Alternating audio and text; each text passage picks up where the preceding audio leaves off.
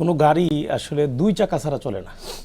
জি, আপনাদের আমিরও বলেছেন আজকে। হ্যাঁ, দুই চাকা ছাড়া চলে না, এটা একবারে প্র্যাকটিক্যাল। এই দুই চাকার মধ্যে যদি ধরেন বর্তমান মন্ত্রিসভা একটা চাকা, ছায়া মন্ত্রিসভা অর্থাৎ বিরোধী দল থেকে যারা হবে এটা একটা চাকা ধরতে পারেন। আর এটা জামাত ইসলামী বা 11 দলীয় জোট উদ্ভাবন করেছে বিষয়টা এরকম নয়।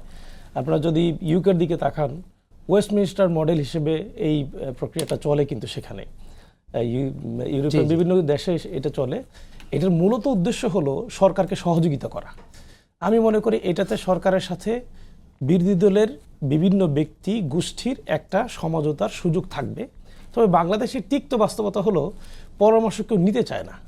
এটা খুব কঠিন পরামর্শ নেওয়া, আর সবচেয়ে সহজ হলো পরামর্শ দেওয়া।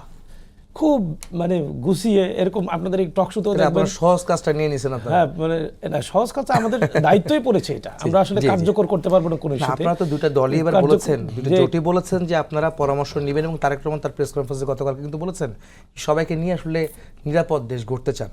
সেখানে তার পজিটিভ ভাইব আমরা দেখেছি। আপনারা কিন্তু আজকে আমিরও কিন্তু বলেছেন পজিটিভ ভাইব কিন্তু দেখেছি আমরা। জি জি, যে আপনারা পরামর্শ নেওয়ার চিন্তা যদি রাখেন তাহলে ওয়েস্টমিনিস্টার মডেল হিসেবে এই ছায়া মন্ত্রিসভা হবে the best way of getting the suggestion. কারণ যখন একটা মানে মিনিস্টারিয়াল সিস্টেমে আসবে তখন সুনির্দিষ্ট পরামর্শ সাজেশনটা সেখানে যাবে। এখন যেটা হয়, রাজনৈতিক বক্তব্যের মধ্যে গ্রস একটা সাজেশন দেয়। এই গ্রস সাজেশনগুলো ওই কোনটা পিক আপ করবে, কোনটা আসলে বাদ দিবে, সেটা ইয়ে করা কঠিন হয়। মনে করেন বাজেট হবে, বাজেটে আগে বিরোধী দলকে এই বাজেট ফ্রেন্ডলি একটা টিম গঠন করতে হবে। ওই টিম থেকে মন্ত্রিসভার উপযোগী একজন ব্যক্তিকে নিয়ে এসে তার কাছ থেকে প্রপার সাজেশনটা নিয়ে একেবারে প্রপার একটা সাজেশন হয় সংসদে দিবে, অথবা সাংবাদিক সম্মেলন করে দিতে পারবে, অথবা রাজনৈতিক ময়দানে দিতে পারে। এখান থেকে সরকারের পিক আপ করা সহজ হবে।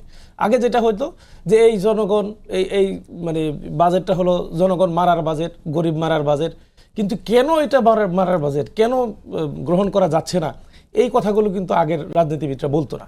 এখন যদি আপনাকে বলতে হয়, যদি মডেল বলতে চান, তাহলে প্রপার একটা সাজেশন আসতে হবে।